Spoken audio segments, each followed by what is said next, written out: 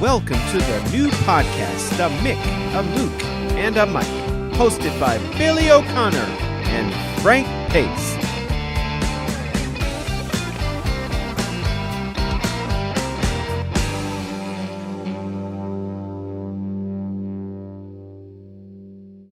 All righty. It's Saturday, September 26th. How you doing, Billy? And he better gotta be jealous of me, my friend. Life is good. I'm vertical. Nothing hurts. Yes. At 72, you know the old joke? They say you read the obits. If your name ain't there, shave. That's pretty much how it's going. Well, it's the 26th. Our book's still not out, but I guess I'm promised it's going to be out October 1st. This is because of COVID. This is all because of COVID, Yeah. right? Everything's backlogged. Yep. And guys, from what I understand, the publishing companies actually held back books on the premise that this would all disappear by the fall. Yeah, well, so much. So much So for much the for fall.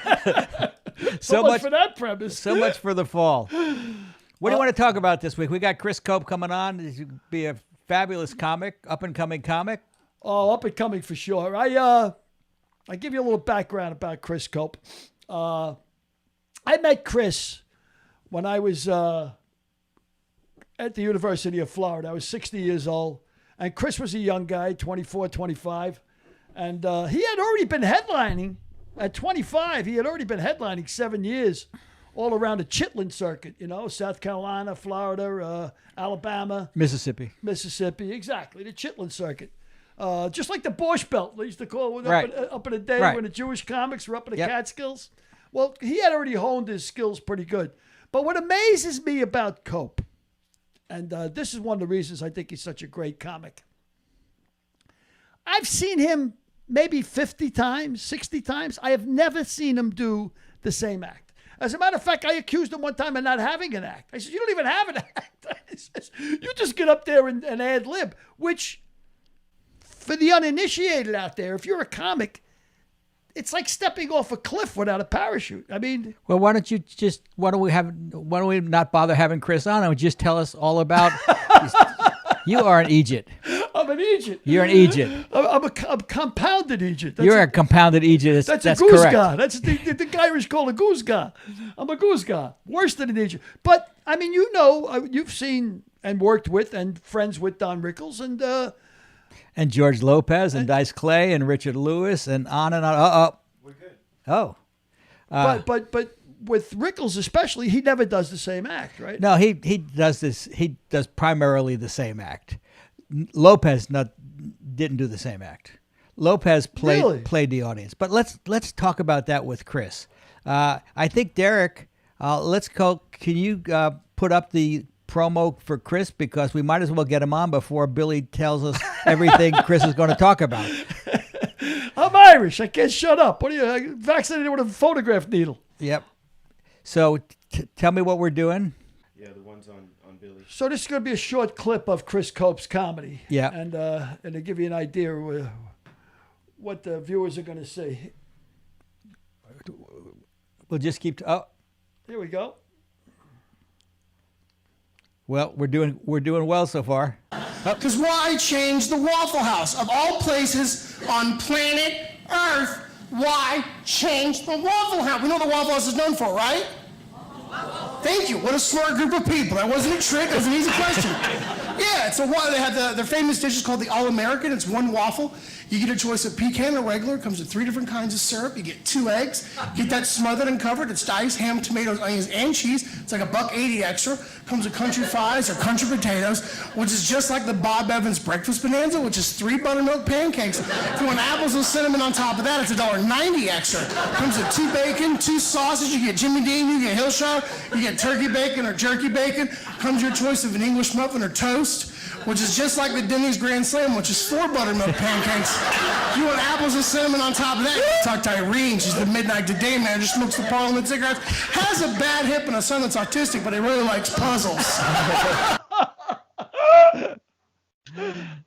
So that's Chris Cope. That's Chris Cope. Now we're going to talk him.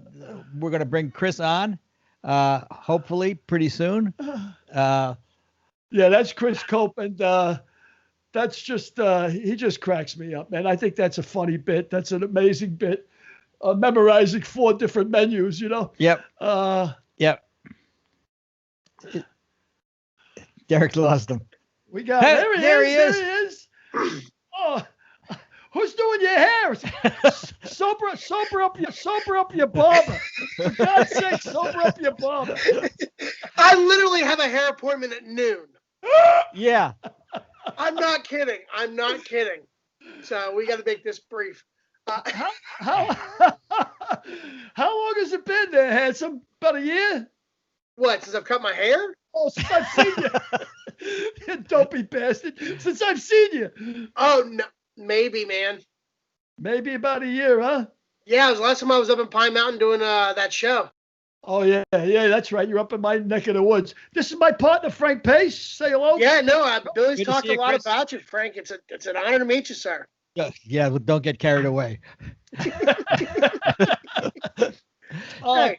So, Chris, what have you been doing since the comedy clubs have been closed? I've been writing a lot. I've been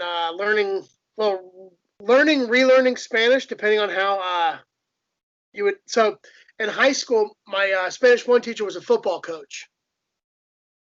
And we did not learn anything. We watched Mulan and Scarface on loop that entire year.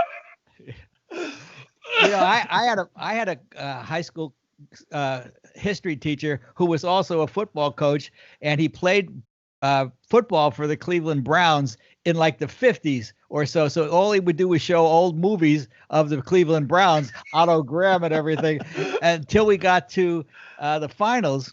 And he was in competition with the smart kids history teacher. So he asked us.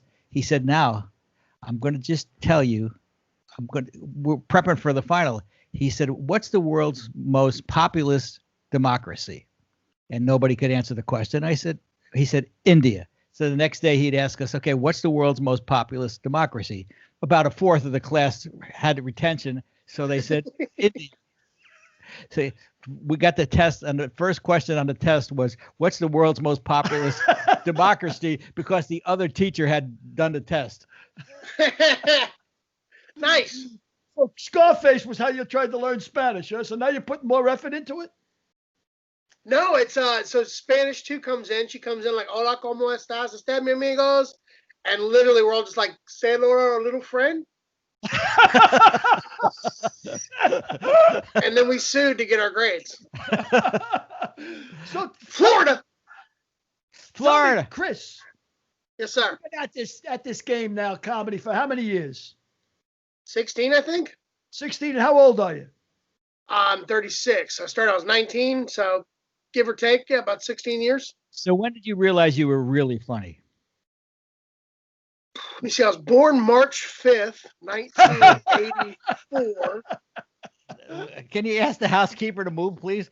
It's my girlfriend, you motherfucker. She made me breakfast. No one speak ill of this woman. I love her. Can you recite her menu? Give us the whole menu. What was on her menu this morning? And how much did you have to pay for it? Ain't nobody doing nothing for you for nothing. She loves me. So you're at it 19 years, Chris. 16. 16 years. And in this age of COVID, all the comics that you've known in the last 16 years, are there guys that are just surrendering and just saying, "I had it, like I can't do this anymore"? Or have you? I mean, not really. I think there's a lot of comics that are that call themselves comedians, and I think they realized, maybe this isn't worth the effort, the straight. Like, I'm up to my neck in my career. Well, you're all in. Yeah. So I mean, this is no way. I had to take 5 months off when I had my aneurysm. So I've had forced breaks that I couldn't control. So this is just another version of it. I've been writing a lot. So I'm going to come out using a crayon. What have you been writing with a crayon? Let me ask you a question. You mentioned your aneurysm. I finished my first feature script. Kiss my ass, Bill. You mentioned your aneurysm. How did you have? Can you tell me a little bit about that? Because I had an aneurysm also. Oh. I had a dissected carotid. Oh, wow. So, yeah, you're in your chest or your stomach? In my neck, in my carotid. Oh, fuck. I'm not a doctor. Obviously. Yeah, they did the work. I just laid there. No, basically, I was on the road in Harrisburg, Pennsylvania. I was about 27, and it was a Saturday before the show. Literally, I had just started having chest pains, and it got worse. My whole body was covered. My whole body went from, like, in 2 seconds, not covered in sweat to covered in sweat. That's when I was like, oh, shit, something's wrong. And I called 911, and by the grace of God, I lived because I was conscious, bleeding internally for 2 hours. Yeah, it's rough. And you were in a remote part of Pennsylvania, right? I mean, I was in Harrisburg. I mean, luckily I was near a good hospital for cardiology. So did you make the show that night? No, but I did apologize for missing the show when I was getting wheeled out. Like, sorry. And tell me, when the cops showed up, how much weed did you have to flush down the toilet bowl? It was so funny because he asked me about, he goes, drugs, man. He's like, what drugs do you have? And I literally was like, I got weed in the trash can. He's like, weed didn't do this. And I'm like, drugs didn't either. You see the pizza boxes. Like, this isn't hard math, detective. What, Perry Mason? Yeah, so I mean, I met Chris up at the University of Florida. He was a young guy doing comedy, and I said, you know what? I'm close to 60 years old. If you haven't made a fool of yourself by the time you're 60, I mean, you haven't really lived. So I said, you know what? I'm going to try this. And I met Chris because he was my weed dealer. Like, I was in college as a freshman at 60, and he was my weed dealer. Entrepreneur, correct. Joe Kennedy was a bootlegger. Hey, Chris, why don't you introduce us to your girlfriend? As long as she's going to... No, it's okay. You come over, sit up. She's in the background like a little... We're making breakfast. Sorry. Hello. Yeah. Hello, darling. How are you? How are you? God bless you. You got the patience of Job. In fact, you do indeed. So what do you find appealing about Chris? Everything. Let her answer, please. Well, he's a great guy. We met on Twitter 4 years ago. And 4 years, that's great. And you're smitten. So, Chris, 4 years, isn't it about time you put a ring on it? Frank, I'm losing you, Frank. The connection's looking real shitty here, and I smell pancakes. I don't know if that's my computer telling me to click off, but I just... Everything will happen in due time. Okay. That's right, pal. Don't let him put no pressure on you. Don't be like me. Listen, no woman's going to put up with you too long. I mean, bye-bye. Marry the same woman twice like I did. Marry the same woman twice. This way it's one alimony. You know, it's smart. She ain't going to put up with you too long after you marry her. Just buy her a house now. Just call it a day. I can't afford a car, let alone a house. So yeah, on that note, how are you? How are you holding up? I mean, financially, it's a tough go. I mean, I got awarded 2 comedy grants that I applied for. Those helped out. I got unemployment. I got all the, I luckily didn't have a single issue signing up for unemployment like everyone else has a hell story. It took me 20 minutes. Really? So hearing everyone else is, in much dire straits, I consider myself extremely lucky. And do you think the comedy clubs are going to be open soon? I mean, or you think they're going to be the last ones to open? Yes, they're going to be the last thing. This morning, I got told by 2 different Canadian clubs. I officially lost a date in October for next month, because the borders now got pushed back to the 21st of November, potentially, and that's probably not going to happen. The club in Montreal doesn't believe it's going to happen, so it'll be 2021 till I go back to Canada. Luckily, in Florida, in November, I have 6 weeks of work into December. Hey, so. Let me ask you the question. Are you the Florida man that Billy's always calling about? Everything is always Florida man, Florida woman, Florida man, Florida man. No, Florida, they didn't Florida catch man. They didn't catch me as much as they could have. You got how many weeks of work in Florida lined up? 6 so far. sick. So Florida really don't care, right?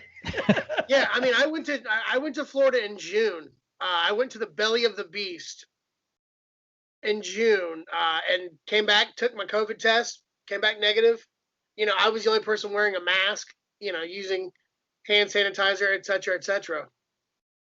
Florida does not give a shit. It's a lawless state full of idiots. And I say that with love, because look, I'm repping my shirt. So, Chris, would you consider your comedy redneck comedy? No. Expand on it. No. I don't talk about really anything in Southern life. I mentioned the word Southern once in a bit. To correct Billy in my intro, I have a full album. I was about in the process of releasing my second one, so I do have an act, Bill. Yeah, I know. I just love to say that. And I love to say it because, and I say it affectionately. I really do, because I saw you do 2.5 hours one time in a hotel in Florida. And I swear to God, not a word that came out of his mouth had I seen before. And as a fledgling comic, not somebody who's committed to it like Chris, So I got to tell you, you better hurry up. You're 72 fucking years old. I'm going to be the darling of the nursing homes, Frank. The darling of the nursing homes. Finish Believe your me. soup. So drink my peas. I'm gonna be right there. But I say it because it takes a lot of guts to do what he does, which is like step off the cliff. And I've read, and Chris is a real comic, so he can correct me if I'm wrong, that comedy's not really monologue, it's dialogue. It's interacting with the people that are there. And that takes a lot of balls to walk off that cliff and just free riff. But also, I mean, having a strong act, like that's the invisible plank that I'm walking on that everyone thinks I don't have a net. It's like, no, if the crowd doesn't want to talk, I do my material. I always start with material anyways. At least I try to. Because if I start with the material, I'm establishing to them I have this ability. And that kind of keeps them on my side, keeps them obedient. And then after, I'm serious, after 15 minutes of, but it's what I want. I want them to be right where I need them. So and when I do engage them, they trust and open up, which makes my job easier, And my improvising ability just came from years and years and shows and shows and shows where do 7 shows in a week. You get tired of your voice.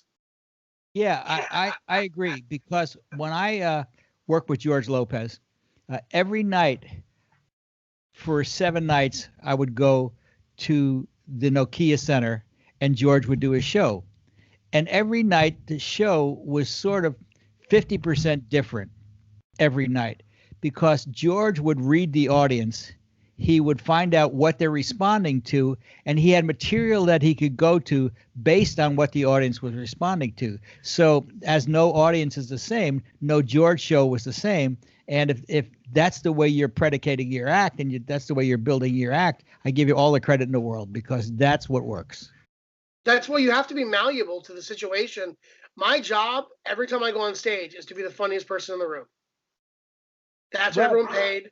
So if I've got to do more crowd work to entertain this crowd, then I will. If they don't want to talk to me at all, I'll stand there for 50 minutes and I'll beat my jokes. I'll do whatever it takes to win. I mean, you have to be adaptable. So let me ask you, what about the guy who's had a few too much drinks who thinks he's the funniest guy in the room? What do you do with him?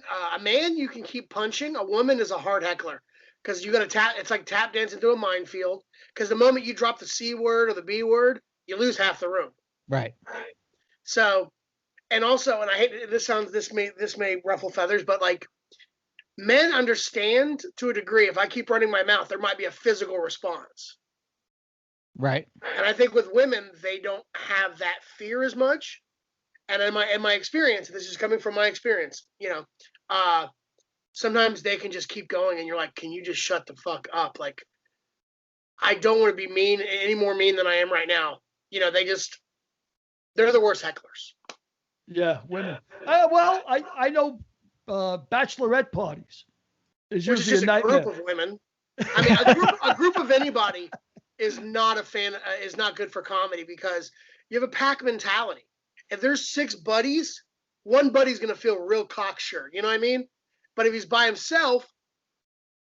Right. Of course. So, like, I love comedy clubs that don't seat groups in large, like the Comedy Cellar in New York. Never played there. But the one thing I admire about them is they won't let anybody, like, more than 3 people sit at a table, I believe. Wow. And it keeps everyone, you're together, but you're an individual, and you're just much easily dealt with. So, Chris, let me ask you a question. Who makes you laugh? Who makes you laugh? A lot of people. I mean, I know that's a shitty answer. It's so general and generic, but I mean, Billy makes me laugh. The world makes me laugh. Comic wise, I love Bill Burr, Bill Dwyer. It's so funny. I could sit here all day. Richard Pryor. I could go down the list and love. I met Chris Rock for actually I didn't meet for the first time, but I ran into Chris Rock the other day at Five Guys. Chris Rock is one of the reasons why I started doing stand-up. How so? Exposure. My mom bought me when I was 16, Bring the Pain, his first special. And I remember laughing at jokes I didn't know shit about. I didn't know what tossing salad was, but I'm laughing. Mm-hmm. Yeah. And it just watching comedy as a kid just punched it into my head. This is what I want to do, and trying to emulate being just funny. It takes a leap to come out from Gainesville and to come out to LA or go to New York. Most comics that are in college, they say, well, okay, I'm funny, I'm doing well. Do I go to LA? Do I go to New York? But of course, when you get into a market like LA, you have a chance of getting completely I got to the point where after being on the road for as long, because I started working the road at 20. Yeah. So by 27, I was headlining small rooms and stuff like that. And every time I wanted to get into something bigger, they'd always go, "What's your credits?" Right. And I was like, "Well, I don't have any credits. I live in the South." So, for the idea of me not going anywhere, or the idea of not going somewhere, just meant like I was ending the game right there. It's like, well, then if I've reached my potential of what I'm going to do here, I have to go to New York or LA to take that next step. And since then, you've been on Jimmy Kimmel. Yeah, Jimmy Kimmel, Tosh.0. I'm on a show on Netflix right now called Cooking on High. I'm on 2 episodes of that as a judge. I did Conan. Bunch of fun stuff, man. I feel like I taped AGT this last season, but I did not air because they cut back on everything they showed. So that was a nice kick in the dick. So when you were able to appear on Kimmel and Conan, did your profile went up for sure with the comedy clubs? Did your absolutely. rate? Did your rate go up? Did your rate go up also? Yeah, because it got me into clubs where instead of like having to piece together for one-nighters to make $1,500, now I can just work a club, and that's what I'm. That's It's B clubs. I'm still working some A- here and there on off weeks. I'm real honest when I email clubs. I'm like, hey, I know you don't want to spend a lot of money. I've got credits, and I'll work an off week. I'll work Thanksgiving week. I'll work. I don't have enough drawing power myself right now to do anything else but just play the game as best I can.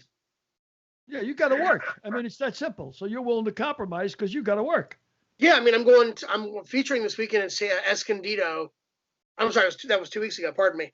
I featured it in Escondido 2 weeks ago just because I wanted to stay sharp. I wanted to make a little bit of money. Wanted to double dip. And just stay on my game. And I don't mind middling because I was going to do a bunch of new material anyways. And also, you're trying to bury the headliner if you can, right? You come out there to be the funniest person in the room. Sometimes, but there's also times like this. These 2 of the shows, I definitely went out full bore. The other 2, the second shows of the night, I wanted to run new stuff. So I was willing to take, I was like, I'll do okay because this stuff does okay, but I want to hear it in a longer set. I want to do it in a longer set. That kind of, it's gym work. It's literally like gym work. Yeah. Yeah. George Lopez used to go to the Comedy Store in Pasadena, the Ice House in Pasadena, just to work on stuff. He would still be the funniest guy on the show because he had already written a check and everybody was there to laugh. So they would laugh, but he would just go there to work on material.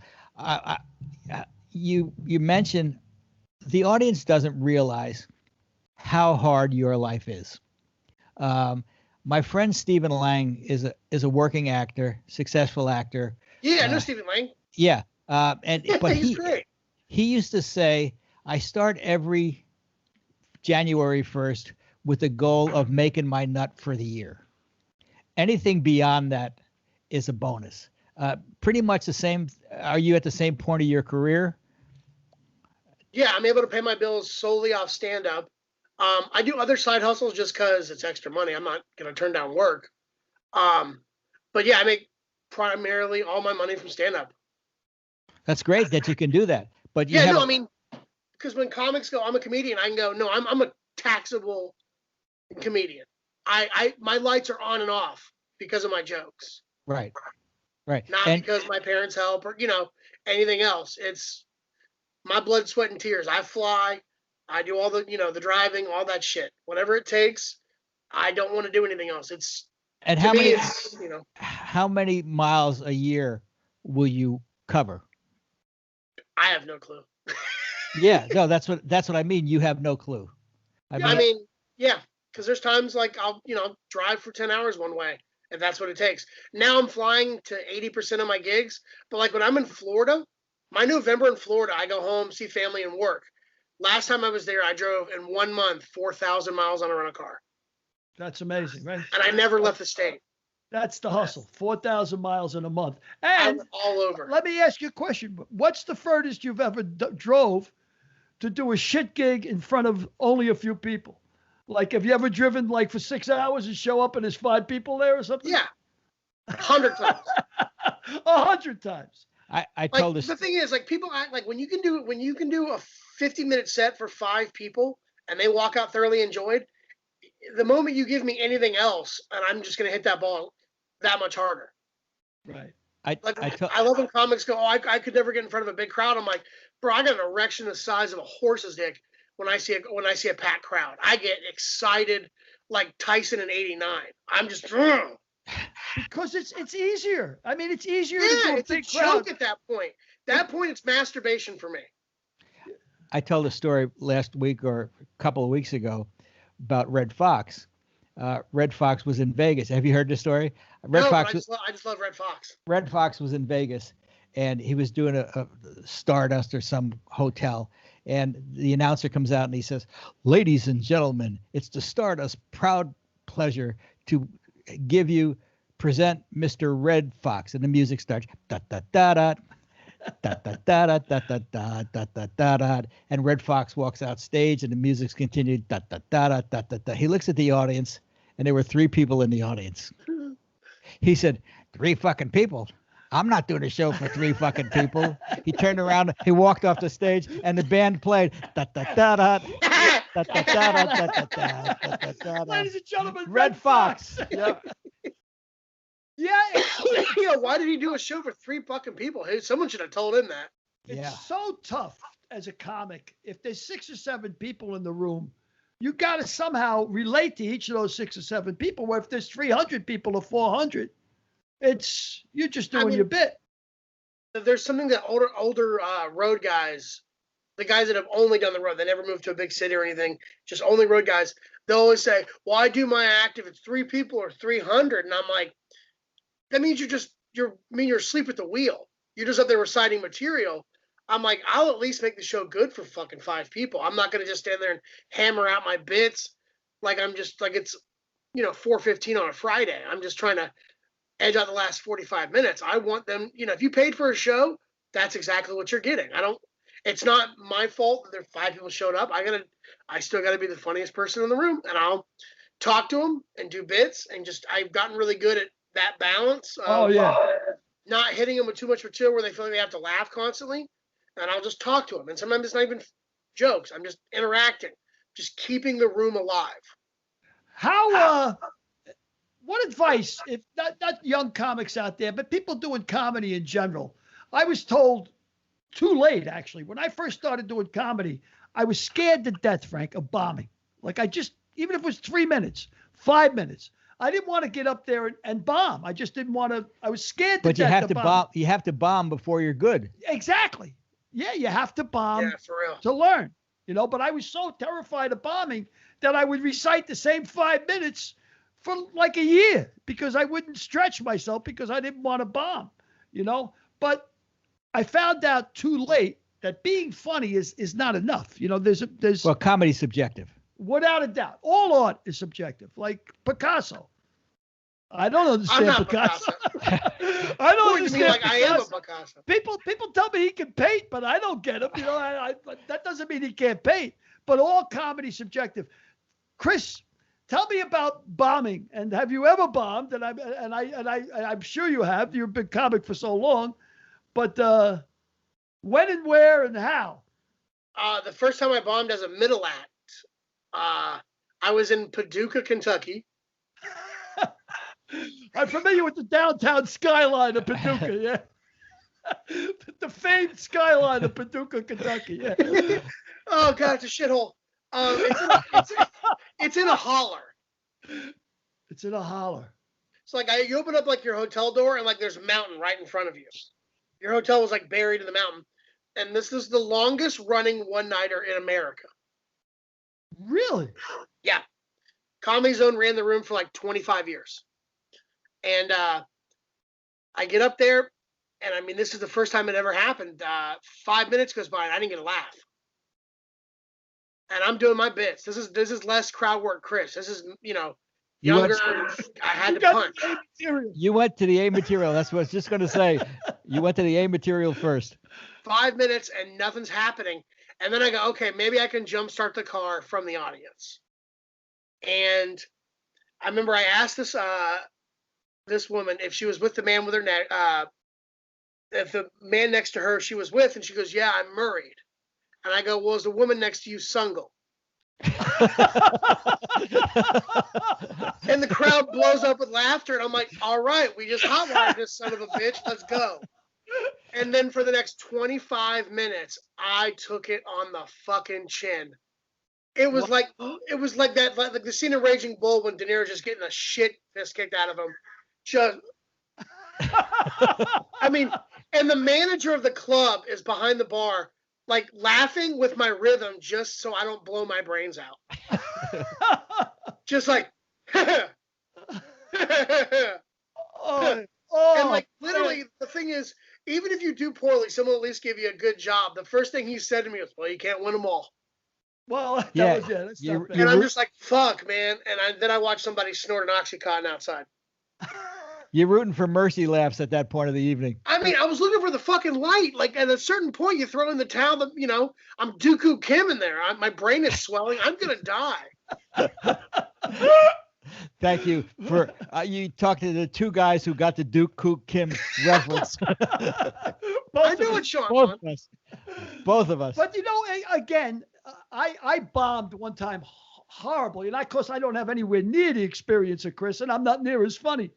But I was at a club, the Tempe Center for the Performing Arts, right? So this guy tells me he was running the show. Now, Bill, I know you do a lot of blue comedy, he says, but believe me, if you do clean comedy in this venue, you're going to do a lot better. So I go out, there's about 150 people, some in tuxedos, some in evening gowns, dressed to the nines.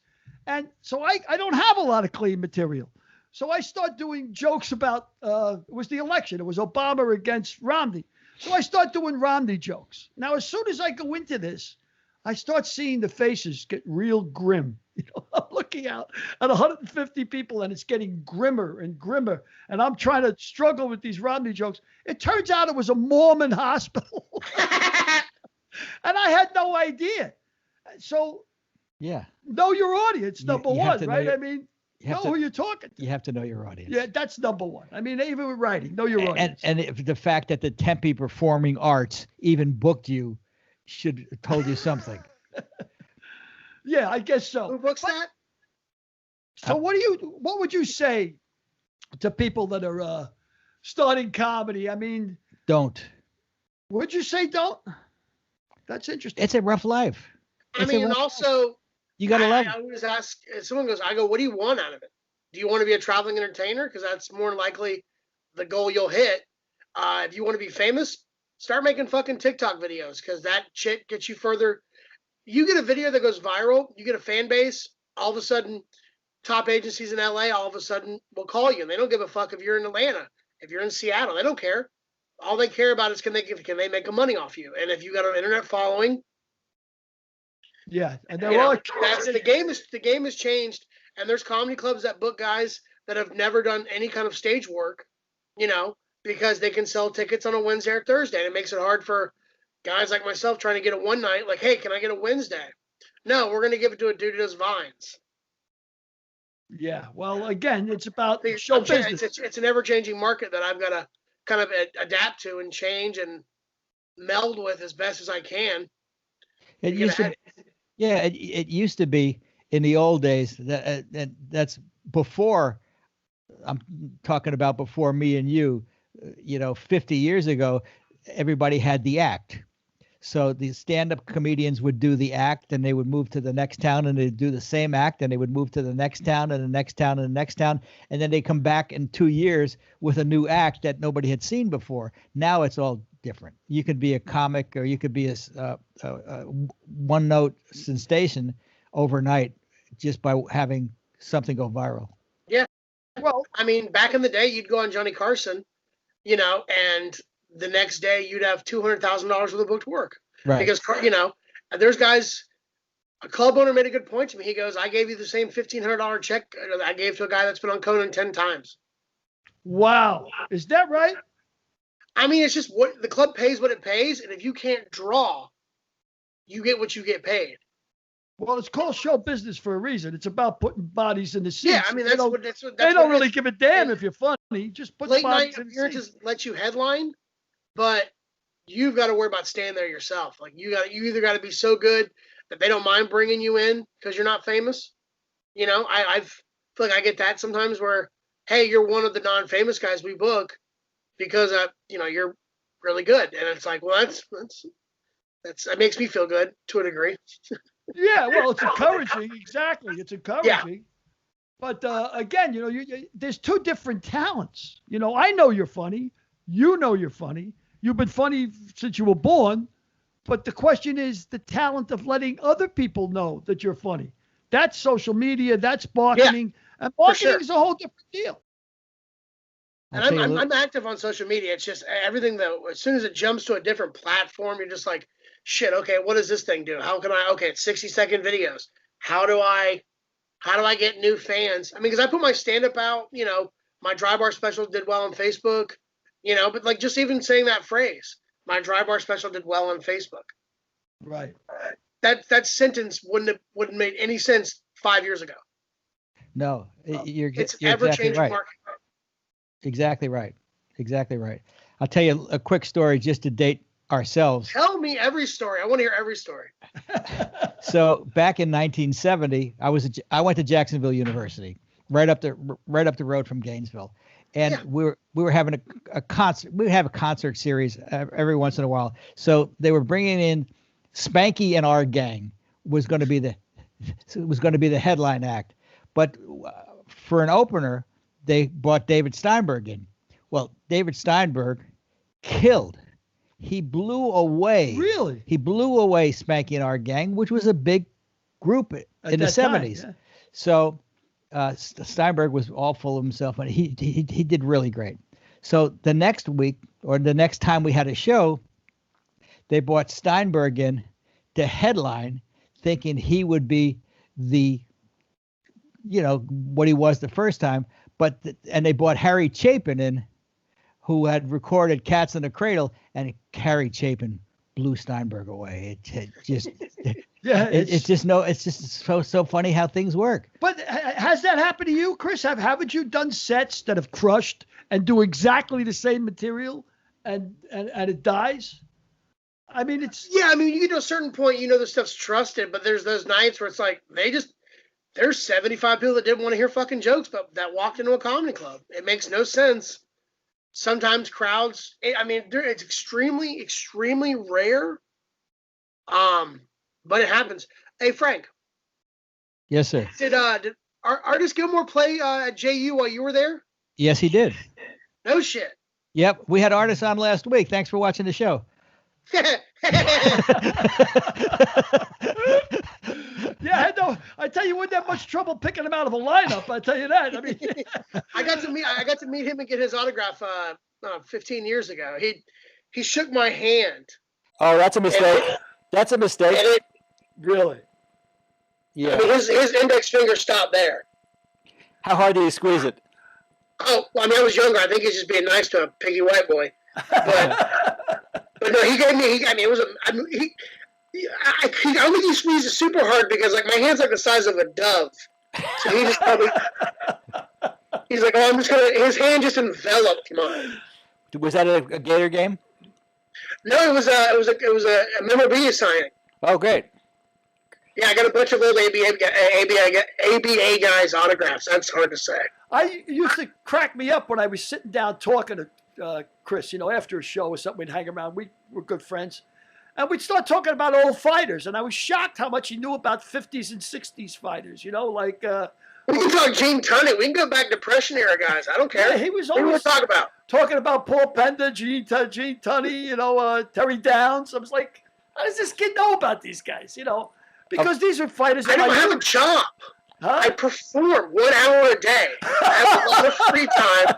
Well, and I like to learn. You'll appreciate the fact that when I was doing Head of the Class, which was really the first show that I did, Robin Givens was married to Mike Tyson. So Mike was on the stage all the time. He was on the stage. As a matter of fact, we took him to Russia. When we went to Russia in 1989, and we took Mike to Russia. I'll tell you a quick story about that. We were in Red Square, and Mike comes up to me, and he says, "What's that line?" And I said, "That's Lenin's tomb." He said, "Who's that?" And I said, "Lenin is kind of like the George Washington of Russia. He's the end all and the be all." He said, "He's in there?" And I said, "Yeah, he's in there." He said, "Let's go see the stiff."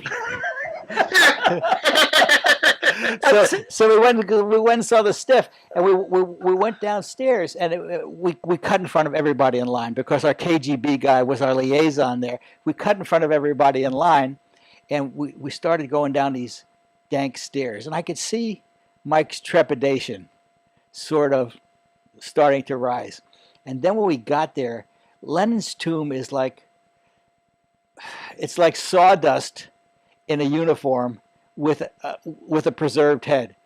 And I said, I didn't say anything to Mike, but you should have seen Mike's face. It was like he saw a ghost, and I guess he sort of did. Wow. And Tyson showing up in Russia was a whole new problem for you, right? I mean, it's one thing to come with Head of the Class and Robin Givens. Tyson was one of the most identifiable people on the planet. Yeah, but the Russians didn't really know who he was. The news media, the Soviet liaisons for ABC, CBS, NBC, they knew he did. But Mike was walking down the street one day, and one of the people said, "It's Muhammad Ali, Muhammad Ali." Mike didn't like that. So tell me, would you tell comics, I mean, outside of the fact that it could be an exercise in futility because so few comics, not only do so few comics make it, so few comics are able to pay their bills with comedy. I mean, there's not a whole load of guys that can do that. Yeah, I mean, I think I'm in the 1%. I mean, I think I'm in the bottom tier of the 1% of comedians that actually can pay their bills off stand-up.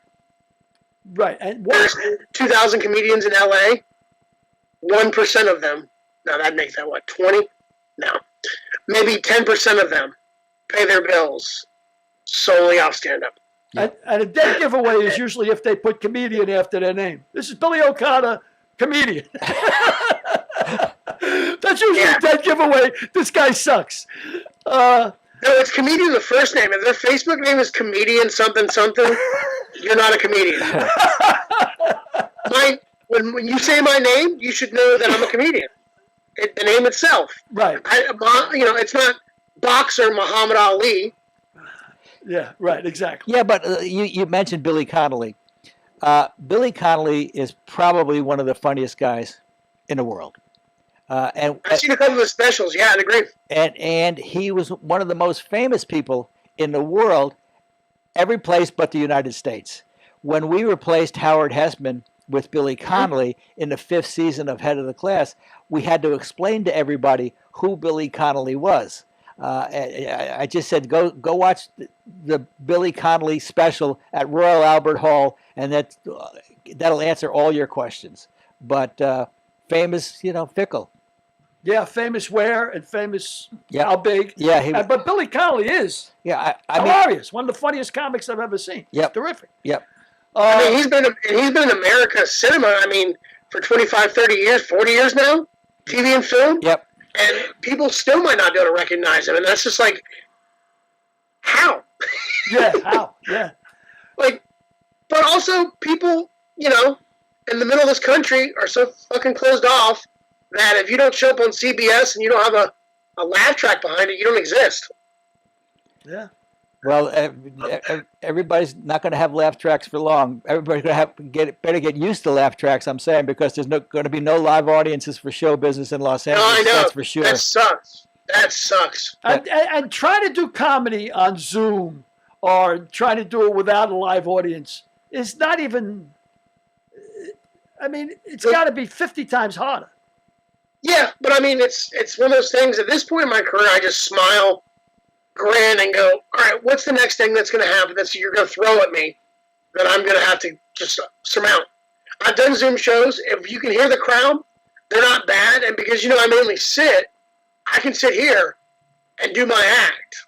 And as long as I hear laughter to a point, I can time it, and do a version of my set.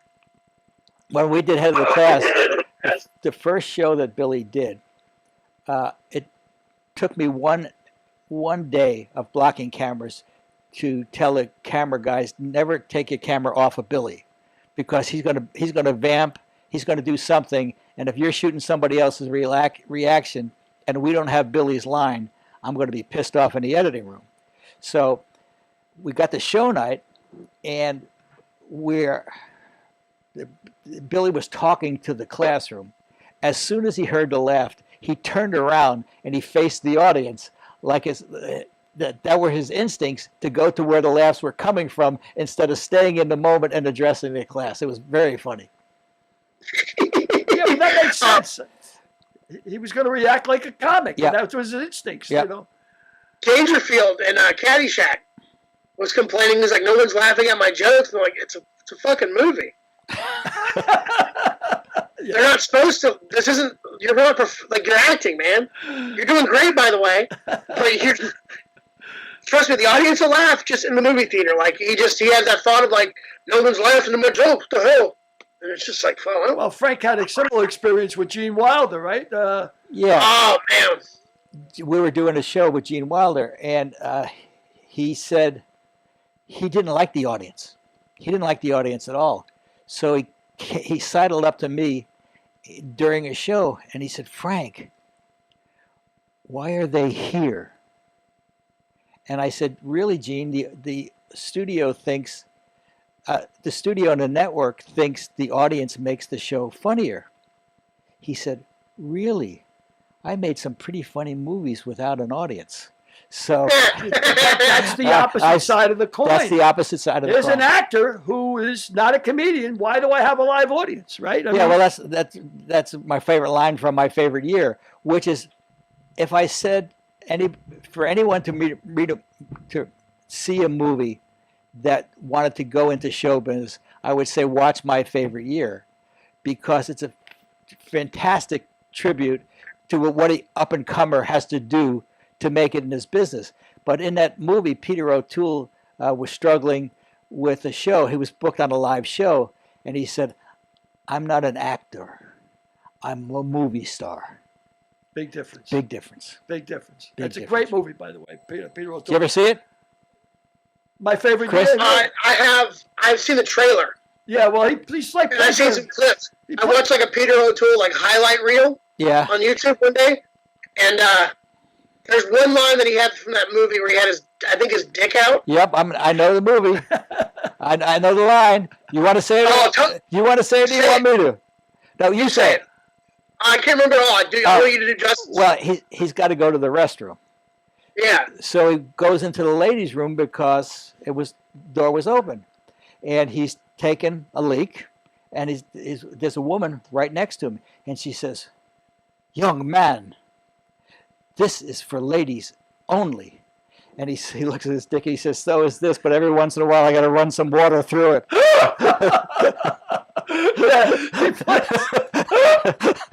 Well, Tool plays an Errol Flynn type character, right? Yeah, he's like an Errol Flynn character, yeah. Yeah, that's such a great line. I mean, I cried when I heard that. I watched that line on loop 10 times. Just 'cause his delivery is just so like pitch perfect and speed and time. Oh. Well, that reminds me of that was a doggy bag. We were talking about comedy, and I've got a number of good friends who are comedians. Some have reached the highest of heights, and some have always never quite made it. And I asked Rosie O'Donnell about one friend who will remain nameless. I said, "Rosie, I got a friend of mine who you know, who has been successful but never quite made it." I said, and she said, "Yeah, I know that." I said, "Why do you think he never quite broke through?" She said, "Because he didn't give the audience a doggy bag. He didn't give them something to take home from the show. So like the Peter O'Toole line, we're reciting it 30 years later. Yeah. That's their doggy Still bag. valid. Still valid. It's about being unique, giving them something that they can say, well, he does this and nobody else does this. This uniqueness instead of just being another comic. Don't get lost in the crowd. Stand out because... That's great advice. Yeah, and if Billy and I had, one suggestion for any comedian is to figure out what your doggy bag is and give it to them. Yeah. Every show, because they're going to come see. Give them a version of it every show because they're going to come see you. They're there to buy, but they're there to take something home from it also, and that would be good advice. That's some good advice. I appreciate that. I love hearing good advice. Oh, I've never had that bad advice from Frank. And that's what he told me 10 years ago. He goes, "You're not bad." He goes, "But he says, what's your doggy bag? What makes you unique?" He says, "Maybe you should talk about how things have changed since the 50s to now." He goes, "Maybe that could be your stick, But yeah, you want to give. But on the note of advice, I had a comedy club guy who ran a comedy club, big club in Phoenix, and he said to me, "Why don't you do clean?" And I said, "Because I'm funny, dirty." He says, "But you're not going to work. You're not going to work." He says, "Because even a guy like Andrew Dice Clay, if Andrew Dice Clay is headlining and you're going to feature for him, he's going to do dirty. He don't want you up there doing dirty. And if it's a clean comic, he certainly don't want you doing dirty." Right. Because the people he's packing the club are there. But Andrew could do clean also. Oh, I'm sure. I mean, you got... His doggy bag was the shock value that you got from listening to Andrew, so why should he do clean? Exactly. But he had the ability to do clean. But once you get big enough, you can do anything you want because they're coming to see you. But Rickles never worked blue at all. Never. Don never worked blue. Yeah, Don was great at tiptoeing. Yeah. What'd you say, Chris? He's great at tiptoeing. I mean, I've watched as many Friar Clubs, all that stuff, live performances. He tiptoes around. Yeah. He tiptoes around the race stuff. He tiptoes around. He just, he's, was a genius at his stuff. He became a verb. Yeah. I'm going to Rickle him. Yeah. That's great. That's great. And I've said this before. I said I called him the Babe Ruth of comedy because he was the Babe Ruth for every wise ass growing up in the 50s and 60s. Yeah, without a doubt. I mean, Rickles is... So, I mean, if you're starting out, and like Frank said, Rickles worked clean. If you're starting out in comedy, you're not getting booked if you're a dirty comic. Yeah, because, you got to start as a host. And the last thing a club owner wants is the host walking and going, "Welcome to the show. Fuck, cock, pussy." It's just like... it leaves the headliner nowhere to go. If he wants to tell if he wants to be more blue, the host it's a warm glass of milk. That's what it should be. Ease you into the show. You know, who's coming here next week? Just be funny enough to get the car started. Let the middle act get the crowd really warm. Headliner takes it home. We're done. Yeah, so you should be And then the almost forgettable as a host. And then the headliners in the lobby selling comedy albums. Yeah, exactly. And signing for the audience. Yep, I'm selling my koozies and my I don't give a shit. They're cheap and they sell. Yep. Whatever works, pal. Whatever works. I actually been doing. I take donation. I stopped setting a price, and I just say whatever you want to give me.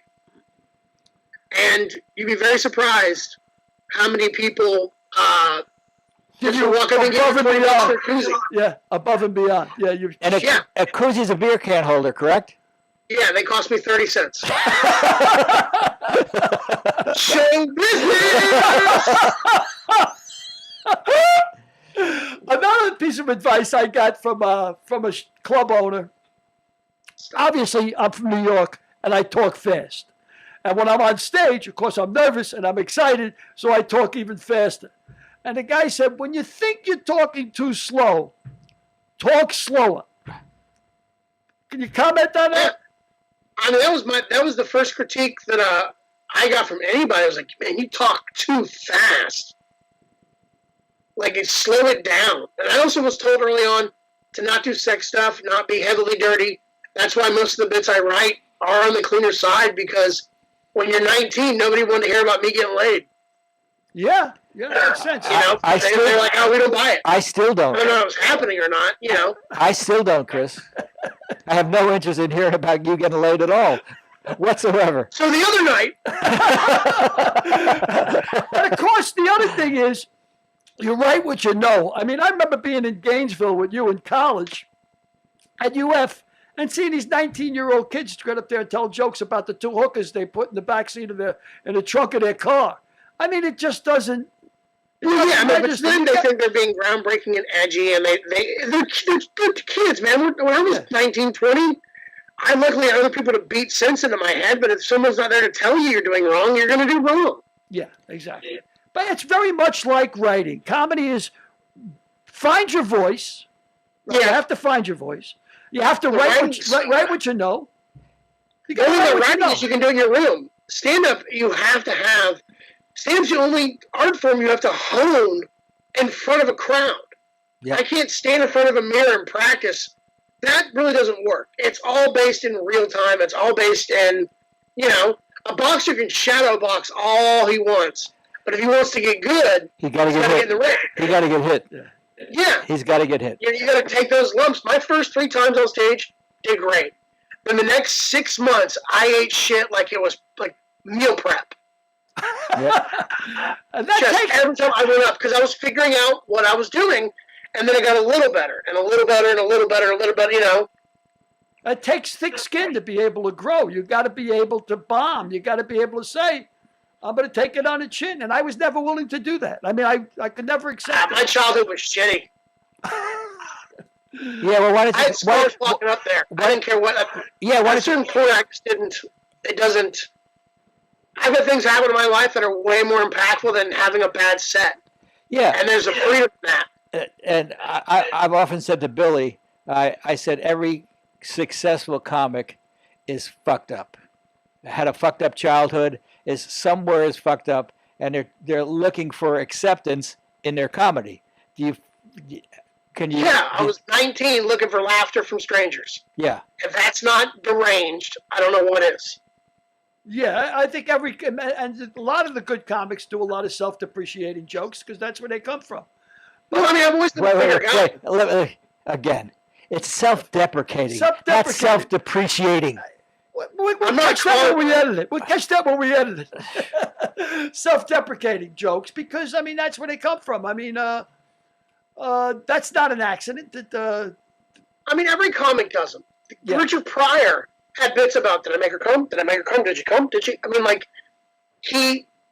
everybody, especially being a bigger guy, if I were to address it at some capacity, whether it's just one joke or my whole set about my size, people are going to go, oh, does this guy have a problem? And they're not focusing on what I'm saying. They're focusing on their own stupid shit in their head. Right. Right.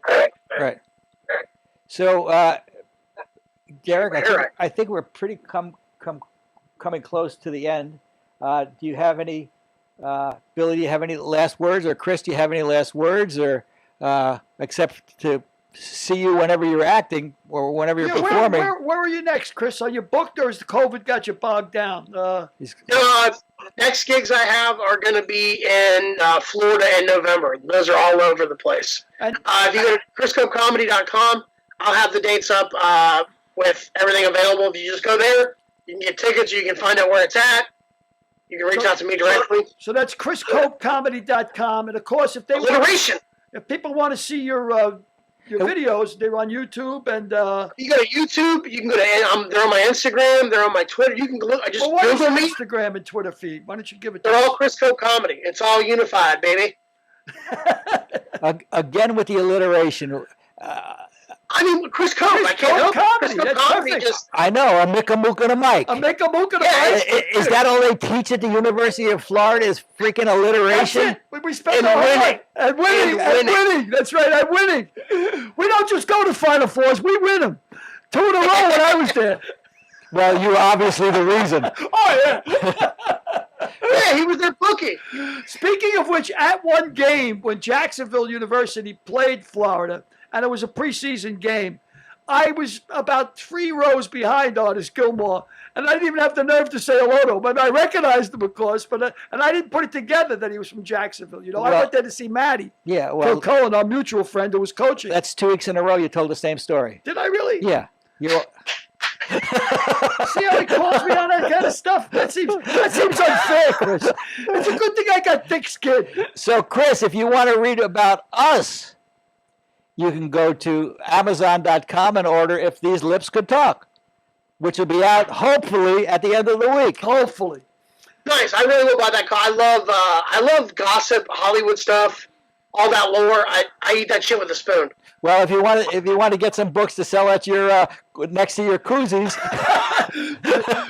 30 cents. 30 cents a book. 30 cents a book. Right. We'll give you the price. We'll work it out. Don't worry. Great. So that's Chris Cope Comedy. If you want to see more of Chris, and believe me, you should want to see more of Chris because he's just a funny guy, man. He's just a great guy. And Chris, I hope your career zooms. I hope nothing but good things happen. If this plague ever lifts. More than just Zoom. Yeah.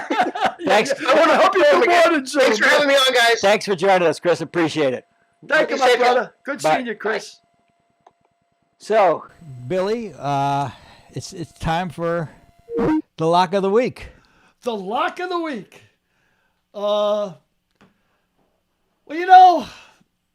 I've been fortunate so far, but the thing about when I look at handicap in football, I look at numbers, and nothing really jumped out on me this week. And so you don't have a pick. You know what? I'm not going to give a pick this week. I don't see anything that jumps out on me, and I'd rather have no pick than if people are following me and misfortunately betting money on my suggestions, which I wouldn't recommend. But if they are, I don't want to give them a loser. But what I will do is next week I will give 2 games instead of 1 this week. I just don't see anything that jumps out at me. How about you? You had a winner. Okay, 2 winners. So Derek, give me a game to pick, and I'll pick one. I'll tell you who will win. Okay, we got the Raiders and Miami. The Raiders in Miami, and what's the spread? 6. And who's getting? Is it plus or minus? Actually, it's not the Raiders. It's STS. What's that? Saints?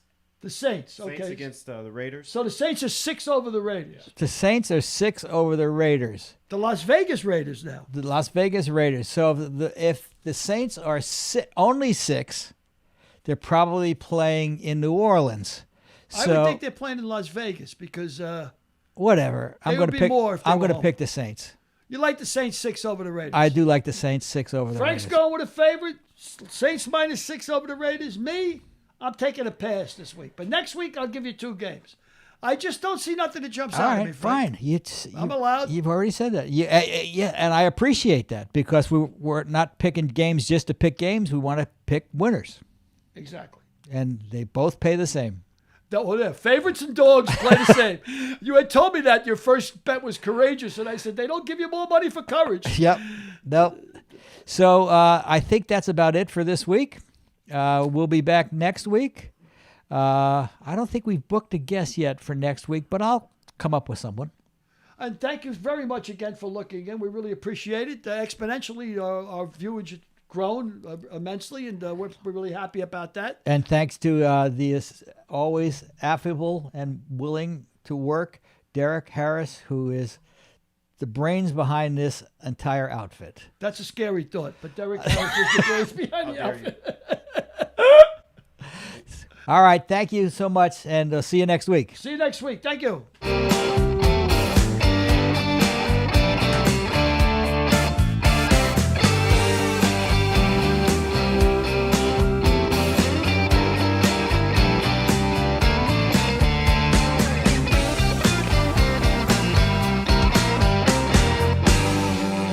We'll see you next week.